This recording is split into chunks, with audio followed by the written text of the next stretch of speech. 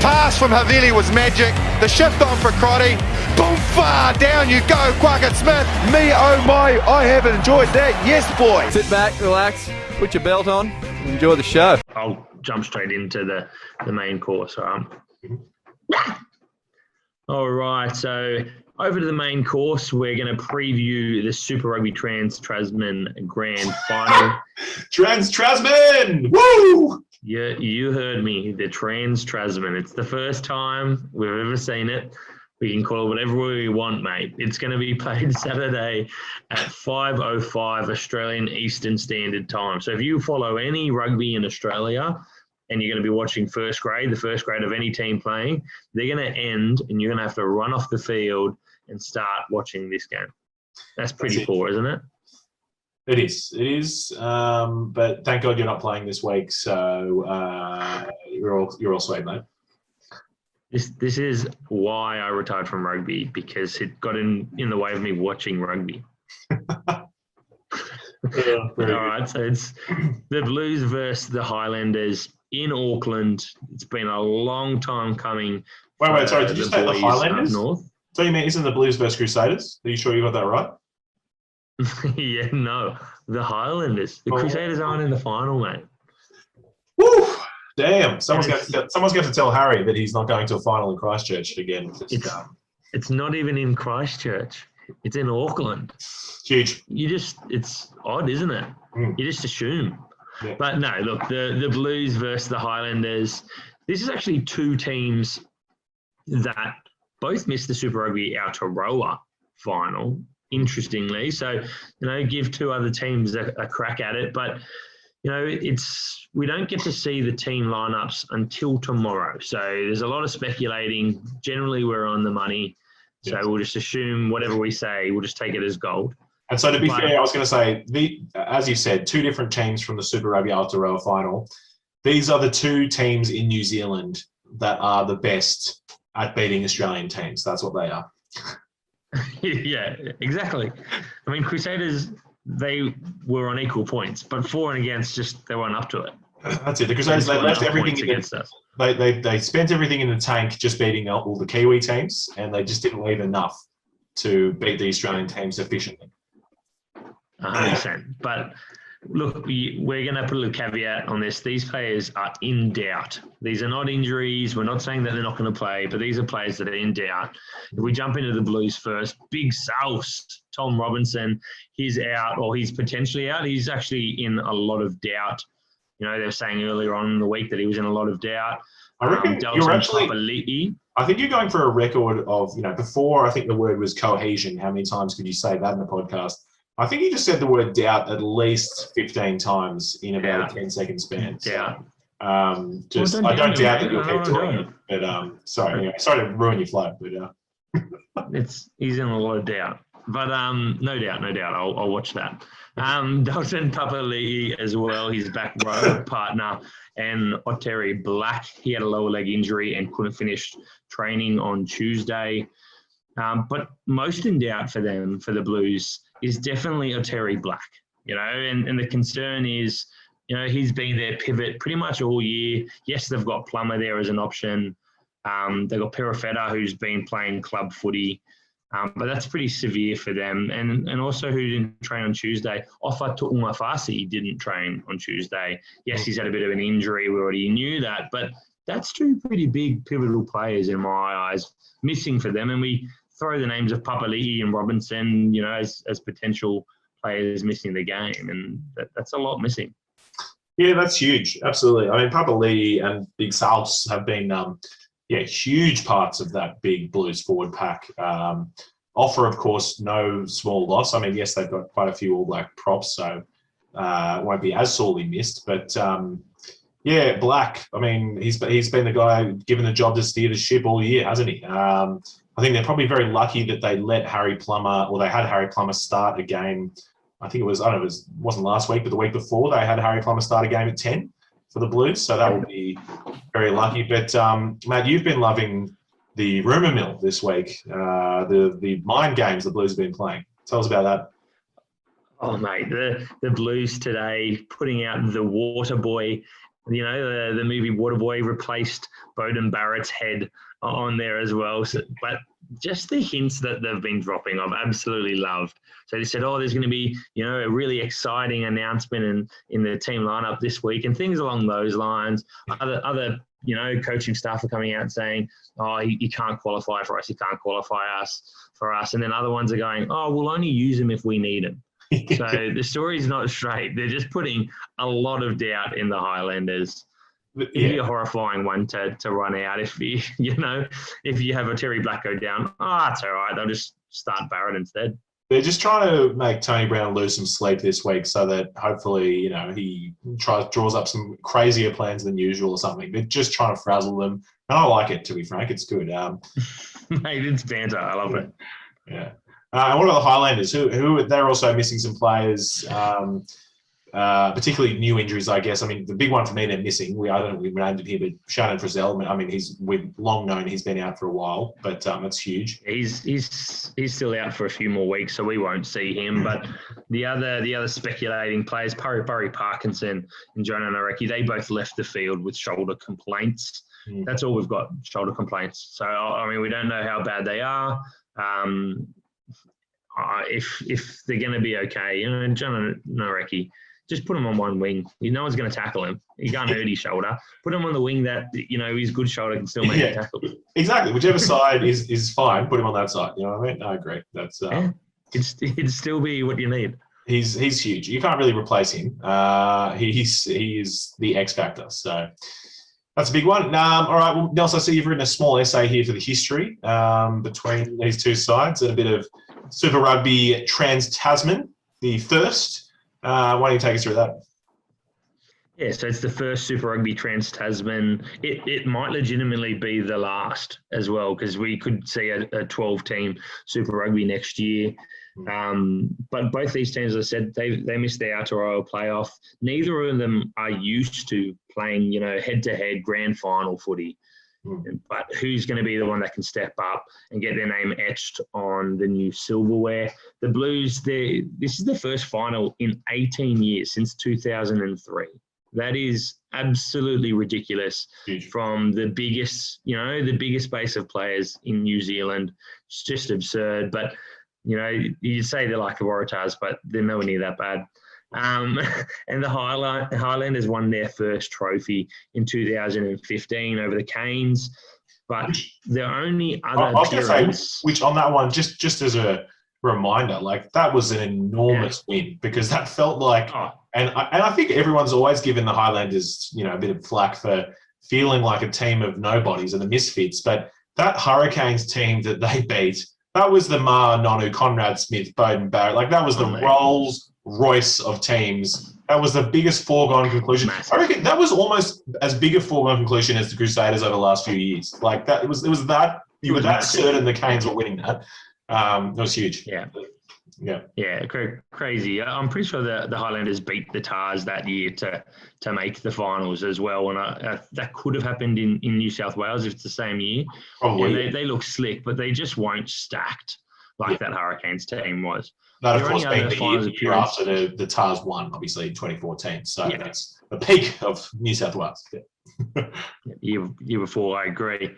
But, yeah, the other finals appearance for them was 1999 against the Crusaders. So you can guess what happened there.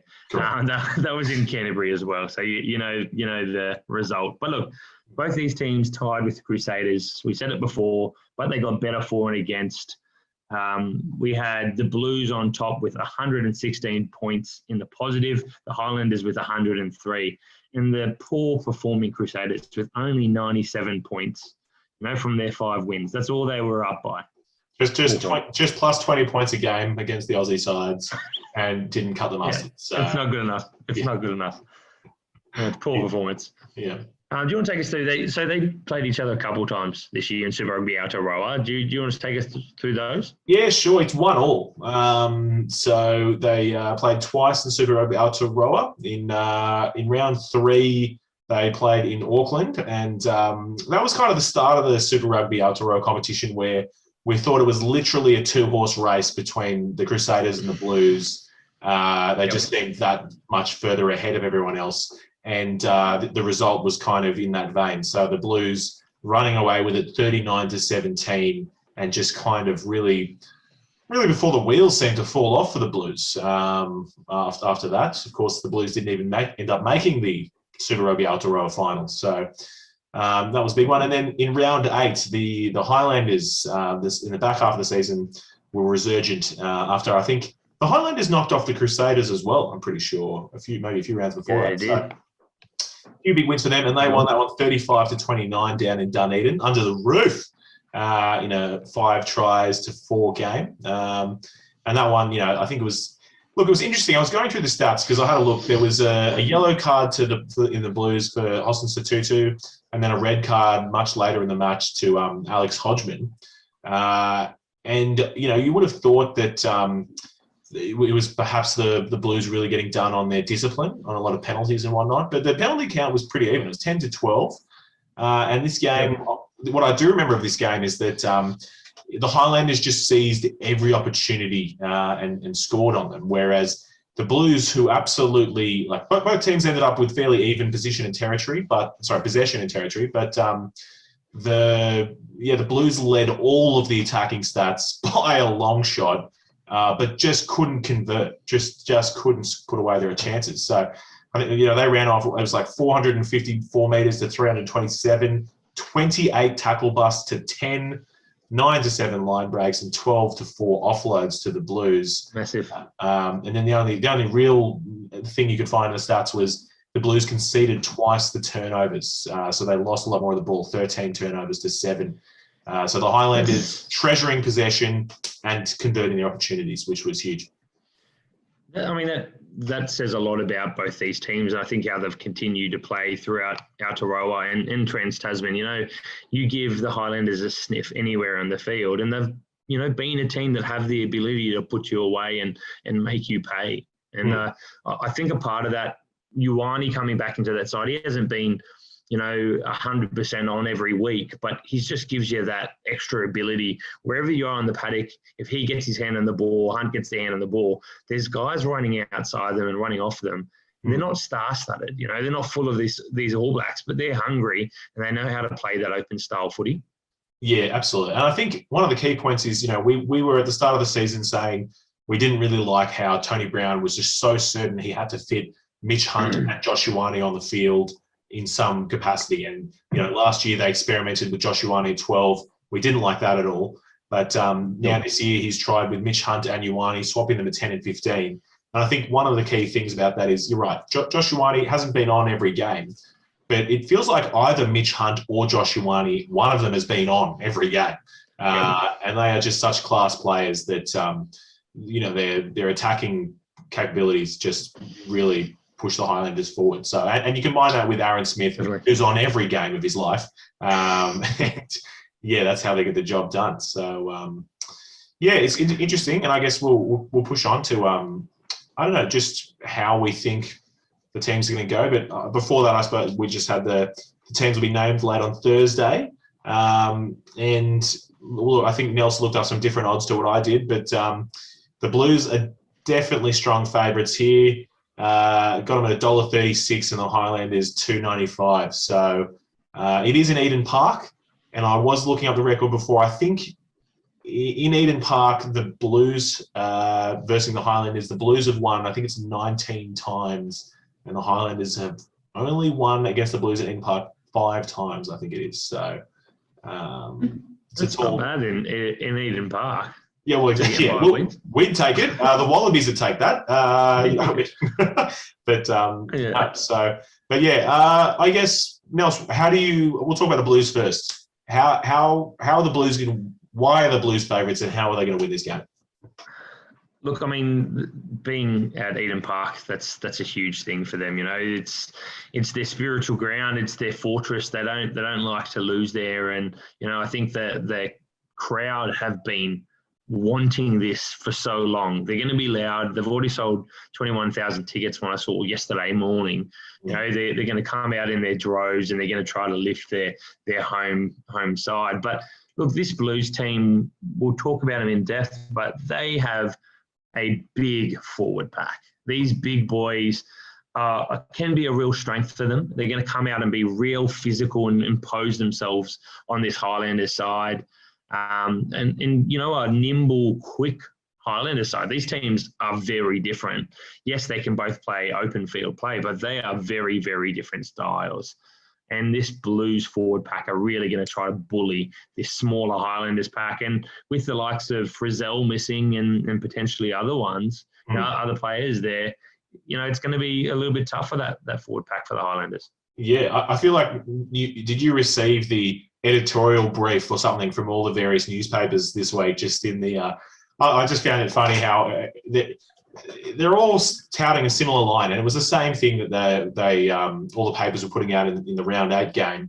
It was about the Highlanders were just pressing their advantage, saying we're going to really run around this big Blues pack, tire them out, and that's how we're going to win this game.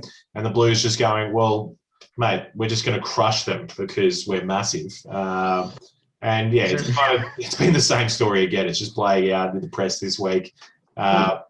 But when you've got a bigger forward pack, what is the one thing that you think that's going to influence? I suppose there's a couple, but can you give me one thing that you think they'll have a big influence on? Look, I think the Blues scrum will be a lot better for sure. So the set piece, I think the scrum will be a lot better. And I think the Blues, look, I think the Highlanders are probably better in the line-out if they have Pari Parkinson in as well. Yep. But I'd say the Highlanders definitely have the better role in Maul. But yeah, for mine, I think the Blues can really push at scrum time and cap some penalties. But yeah, for mine, it's just going to be I think the Blues are just going to, yes, it's their size, but the physicality, they're going to really try and beat them down just through both getting in their face with a bit of line speed, but also just big carries. They're always going to be making gain line. Their locks, Patrick Tuipulotu and Gerard Cowley-Tuioti, they run onto the ball like absolute missiles. And then you combine that with this week, we have said it, I have said it absolutely every week about why can't we have both Akira and Hoskins at 2-2. But, mate, if you've got... We could this week now, if Big Salves is out, mate, if you've got Akira, Hoskins, Tuipulotu and Gerard Cowley-Tuioti running at you all game, that is going to take a toll. No doubt about it. 100% it will. But look, I'm with you on that scrum. The Blues have actually won 100% of their scrums through Super Rugby Trans Tasman. They only lost, I think, 2 of their scrums against they've lost 2 over Trans Tasman, but they've won 100% against the Highlanders in their couple matchups against them. So, look, their scrums have been a real strength for them. They're big bodies, Satutu or Kira, whoever's off the back, they get good gain line from their scrums. They actually use that to their advantage with their number 8 runner. For them, their line out is definitely a weakness. I think the Highlanders' strength will be the line out against them. Pari Parkinson is a massive part of that. But if you looked at last week's matchup with the Force really showed, especially early on in that second half, I think they got 4 or 5 line out steals in a row. I think it was 4 steals. They were 4 out of 5 steals, and they were all throwing it to the back of the line out. So what the Highlanders really need to do is put their pressure with Bryn Evans and Pari Parkinson at that 2 and 4 jumper and force them to throw it long. And if the Blues are throwing it long, they've got the pressure on them. They can shift whoever their 4 jumper is back a little bit, and all of a sudden it's going to start to go their way. I think that Blues line out has really struggled. Absolutely. If you're the Highlanders, you're sending someone up at 2 and 4 pod every line out. You're just saying, we're never giving you a break here. Yeah. We're going up. 100%. Yeah. They're going up every single time. That would be the part of the start of this game. You just have to send them both up every single time. Yeah, exactly. You also talking about that driving more for the Highlanders. It is, it's bread and butter stuff for them. It is really a strength for them. But the biggest thing out of that is it puts doubt in the Blues' defensive line-out, because now they showed it on the weekend, but they're really starting to add that extra leg of they can do their trick plays off the line-outs, and it just puts that little bit of doubt in the Blues line because they can't be 50-50. They have to go, you know what, they're going for a drive, we need to stop this, or no, they're going for a trick play. They can't have any doubt in between those two things. But if they do, the Highlanders are going to score. You know, it's going to be a real strength for them. It'll be a mind game. And it's interesting. So it's the exact opposite, isn't it? For the Highlanders, doesn't matter where it's on the field, even if you're defending on your 5 metre line, mate, you're throwing up jumpers because you believe that you can win that ball. Whereas with the Blues, for sure, you can bet your bottom dollar the Blues are not sending up anyone when they're if they're defending their 5 metre line. The Blues are just going to try and hit that maul. And you're right. They're going to absolutely the Highlanders. It's about look, I wouldn't be surprised if the Highlanders run a trick play off the first one. You know what I mean? Just like they know that the Blues are going to overcommit. They've done that in a few games throughout the season. Just Ash Dixon sprinting around the backs, runners on various lines. But huge. It's really a mind game that evolves over the entire year.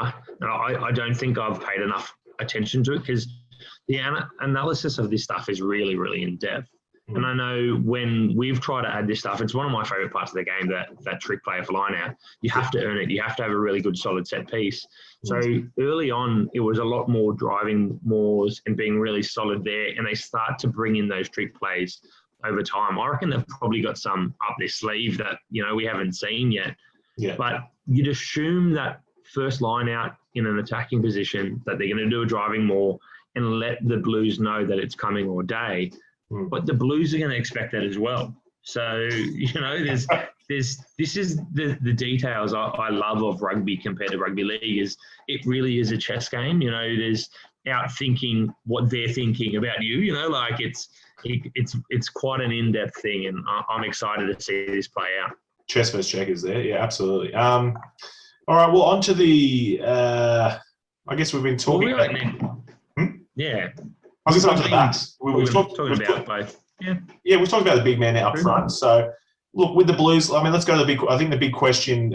If there's no Otero Black, the answer would seem to be Harry Plummer. I think it's extremely unlikely and would suggest that he's not actually eligible to play Beauden Barrett as much as the good spirits are there. The good-spirited humour is there. But, Plummer, I think, would be the obvious choice coming in. And for mine, I don't really care about that as a question because I think that's what they'll do. But what do they do with the bench then is my question there. So I think if we see Plummer at 10, we're still expecting TJ Falani and Rico in the centres. But the bench then, they won't really have a backup 10 unless, well, I mean, they could put Perifetta on the bench. Or are we seeing, you know, I would always expect to see something like Tanielu Talea and AJ Lamb. Yeah. Look, I look for me, what they have done in recent weeks is carry 3 backs. They've had Ruru, they've had Plummer, they've had AJ Lamb or whoever it is covering that wing spot or outside back spot. So my assumption is if Plummer goes in to start, or Terry Black comes in to fill that spot, it gives them a little bit of an ability then as well to carry one less back. They're going to want to be really physical. They're going to want to be, you know, dominant up front. It means they can bring in an extra forward, which suits their gameplay. So it really depends if they're going to go on the offense or if they're going to try to, you know, try to minimise the Highlanders' loose play. If they're going to back themselves to have a physical game, I think they're carrying more forwards in this match. And they might, you know, throw in a Ruru and throw in a Perifetta, and it gives you the cover in the outside backs as well. And don't forget, you can throw Ioane out on the wing as well, shift Plummer into 12 and shift everyone out. You know, it gives you that ability. And Zion Sullivan's good enough, mate. He can probably play any position in the back line, so he could slot in at 10 if required. Just saying. His kick, mate, his kick could be very pivotal in this. I wouldn't be surprised if this is a close one and it comes down to either him trying to kick a big boot or Hunt trying to kick it, you know, from the sideline himself. And, you know, it's the guy that's done it before against the guy that, you know, we know could do it with his massive boot. So that's really an interesting one as well. I wonder, I'm sure Super Rugby Trans Tasman didn't have any super time or you know, golden point or anything like that. I'm sure the final must have something though, right? It can't end in a draw.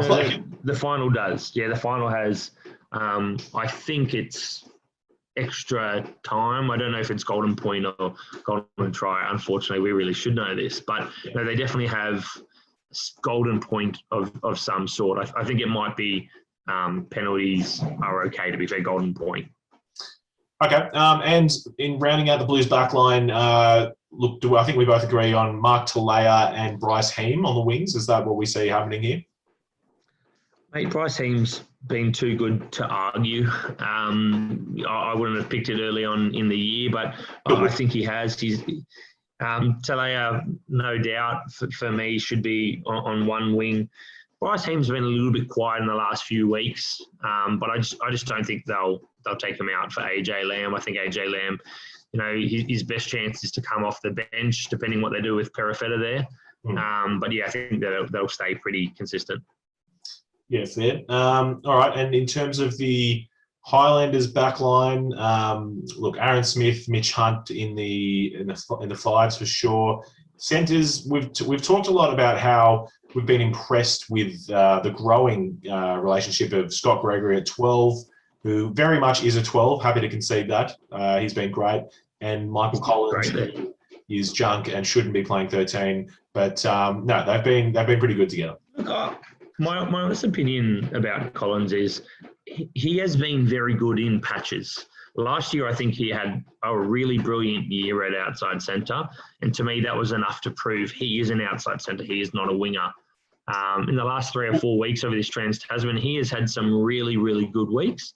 But he's also been quiet, which is tricky. I think he can rely on Gregory and men outside him too much and can find himself going quiet. But if he injects himself into this game, takes ball in hand and takes a bit of ownership, I think he can be a really, really influential player in this match. Yeah, I don't like his chances coming up against Rieko Ioane, who will leave him for dead. The reason Michael Collins couldn't be he was a fullback and is a centre is because, mate, he's not fast enough to be an outside back for starters. And you watch Mr. Jet Shoes, Rieko Ioane, absolutely skin him this weekend. It's going to be fantastic. So, mate, that's legitimately a spot there for the Blues, right? You've got Collins at outside centre, Tompkinson on one wing, who positionally I don't think's amazing as a winger. He can definitely put hits on, but I just don't think he's extremely comfortable there. And you've got Josh Ioane, who's not a fullback, playing fullback. Ioane, as in Rieko, that could be him, right? He could be looking to get outside Collins and find some space out there. For sure. And if we don't see Jonah Nareki, which would be an enormous loss for the Highlanders, do we see Nani Punavai coming in, or Sam? I think Sam Gilbert is back fit. Sam Gilbert's back. The complete left wing, see Naheem Ilmascado come. No, I'm joking. That won't happen. As much as I'd love it to. But who would you say? I think we see Gilbert come in to fill that void. He before his injury, he was there, and he actually had quite a couple really solid games for them there, and he's quite a lethal player on the wing, and I'd much prefer to see him. He's a much safer player, less likely to get you a red card than Punavai, that's for sure. All right, so I guess we've got to come down to our tips for this one, but for mine, we've talked a lot about the strengths and weaknesses of the two teams. For mine, this ultimately comes down to the Blues are winning this game unless Aaron Smith can do what he's done time and time again, pick the entire team up, put him on his shoulders, and he's got to score. He's got to score about 2 tries himself, Aaron Smith, in this one. Look, I'm picking the Blues. I'll go first. I'll make it easy for you. I'm going to tip the Blues to win this game. It is a final, which means I'll have to reel in what I would usually pick a bit, and so I'm going to say Blues by 10. I'm still going to say by 10. So there you go. Look, I think the boot of these players will be pivotal. Hunt's a very good kicker. They've got Ioane there as well. And I think that will keep the Highlanders potentially in this game in a final where we're bound to see a few more penalties. I don't think it'll break away, but you've just always got to back the home team. The Blues win 1 to 10. I'm going to keep it low. I'm going to say they're going to win by 3 points. But I mean, it's a tough one. I am 100% on board with you that Aaron Smith is going to be the man to decide this match. Yeah. You know, there are going to be other good players on the field from both sides, but Aaron Smith will decide this outcome. Yeah, and look, he has just been absolutely amazing. And he's good enough to decide the outcome of this game. He really is. Yeah, absolutely. So the bookies have backed the Blues, but I mean, Aaron Smith will do absolutely everything in his power to get that down south, get this win for the boys down south. That's it. All right.